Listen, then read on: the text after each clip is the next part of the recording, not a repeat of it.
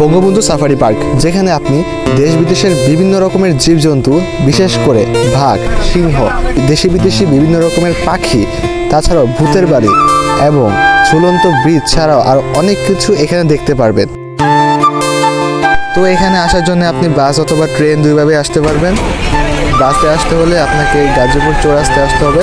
গাজীপুর চৌরাস্তা থেকে এরকম তাকুয়া মিনি বাসগুলি পাওয়া যায়।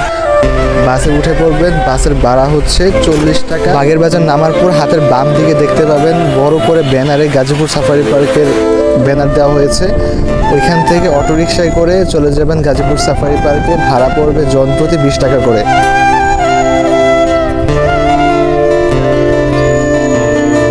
তো আসার পর সামনেই দেখতে পারবেন টিকিট কাউন্টার।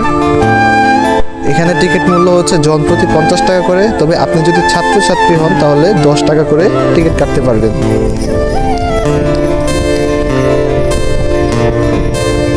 তো টিকিট কাটার পর ভিতরে প্রবেশ করবেন। ভিতরে প্রবেশ করার পর এরকম একটা ভিউ দেখতে পারবেন। তাছাড়াও সামনে একটা ডিসপ্লে ম্যাপ দেখতে পারবেন। এটার মাধ্যমে আপনি পুরো পার্কটা কোন দিকে কি রয়েছে তা দেখে সহজেই ঘুরতে পারবেন। এই সাফারি পার্কটি আসলে দুই ভাগে বিভক্ত, একটি হচ্ছে কোর্ট সাফারি, একটি হচ্ছে সাফারি কিংডম। তো আমি প্রথমে সাফারি করে গিয়েছিলাম। কোর্ট সাফারি হচ্ছে আপনাকে একটি সাফারি কারের মাধ্যমে পুরো সাফারি পার্কটি ঘুরে দেখানো হবে। এখানে অবশ্য আপনাকে আবার টিকিট কাটতে হবে। বড়দের জন্য 150 টাকা দিয়ে টিকিট কাটতে হবে, আর ছাত্রছাত্রী হলে 50 টাকা দিয়ে টিকিট কাটতে পারবেন। তো আমি টিকিট কেটে বাসে উঠি।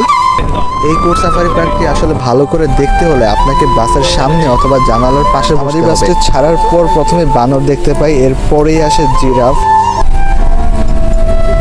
মাঝখানে অনেক বন জঙ্গল, তারপরে আসে বনগরু। তো বাসগুলো হচ্ছে আপনাকে এগুলো দেখার জন্য সময় দেয়, আপনি যেন ভালো করে ভিডিও অথবা ছবি তুলতে পারেন। তারপরে আসে সিংহ সাফারি। এখানে অবশ্য সিংহ তেমন নেই, হাতে গোনা 2-3টা রয়েছে, ওইগুলোই আমরা দেখেছি। তো এরপরে আসে হরিণ সাফারি। এখানে হরিণ বেশ ভালোই রয়েছে।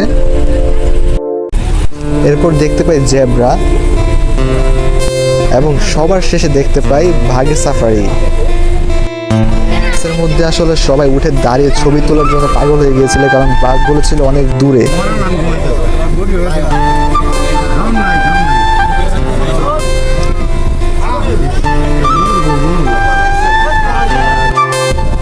তো আমাদের এই কোর্ট সাফারির জার্নিটা ছিল মাত্র 20 মিনিটের জন্য, আর এই 20 মিনিট শেষ করে আমরা বাস থেকে নেমে যাই।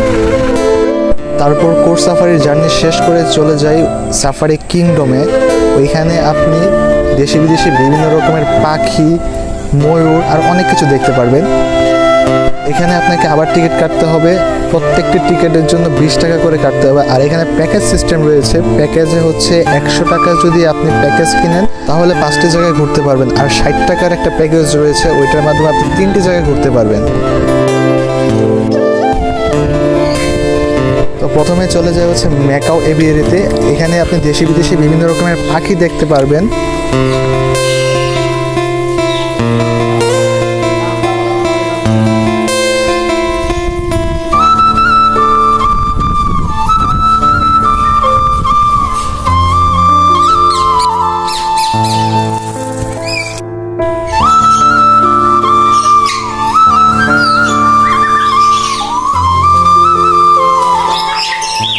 তারপর চলে যায় মেরিন অ্যাকোরিয়ামে।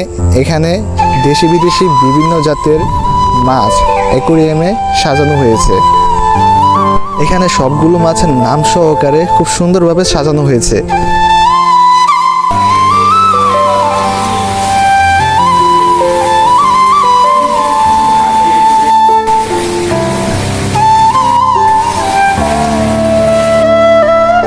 মাছ দেখা শেষ হলে এখান থেকে চলে যায় ময়ূরী এভিয়ারি দেখতে।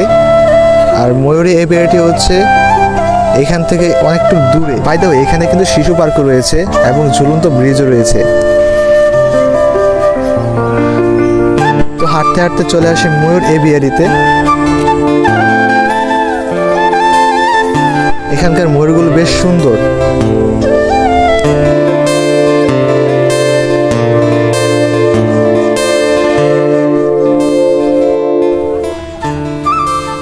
ময়ূর এভিয়ারি থেকে বের হয়ে যায় ধনেশ এভিয়ারি দেখতে।